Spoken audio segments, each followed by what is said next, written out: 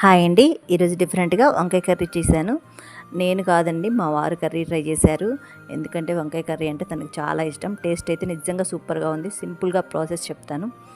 మీకు అన్నీ అందుబాటులో ఉంటే 15 మినిట్స్‌లో కర్రీ అయిపోతుంది. ప్రాసెస్‌లోకి వెళ్తే ముందుగా వంకాయలని 4 భాగాలుగా కట్ చేసి ఉప్పు, పసుపు వేసి నీటిలో వేయండి. లేకపోతే కండ్రెక్కుతాయి. స్టవ్ ఆన్ చేసి గిన్నె పెట్టి ఆయిల్ వేసి మనం కట్ చేసి పెట్టిన వంకాయలు వేసి ఫ్రై చేయండి. వంకాయలు 70% మగ్గనిచ్చి తీసి పక్కన పెట్టండి.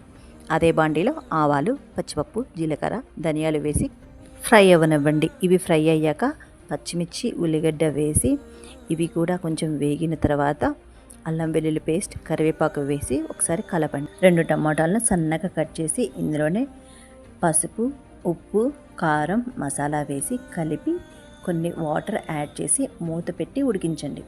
2 మినిట్స్ తర్వాత మనం పక్కన తీసి పెట్టిన వంకాయలు వేసి మరొకసారి కలపండి. మూత పెట్టి ఒక 5 మినిట్స్ ఉడికించండి. మధ్య మధ్యలో తిప్పుతూ ఉండండి, లేకపోతే అడుగు మాడుతుంది. ఇలా మరొక 5 మినిట్స్ ఉడికించి లాస్ట్లో కొత్తిమీర, పుదీనా వేసుకుంటే మన వంకాయ కర్రీ రెడీ. మీరు కూడా ఇలా ఒకసారి ట్రై చేసి ఎలా వచ్చిందో కామెంట్స్లో చెప్పండి. నా వీడియో కనుక మీకు నచ్చినట్లయితే నా ఛానల్ లైక్ చేసి సబ్స్క్రైబ్ చేయండి. Thank you so much for watching this video.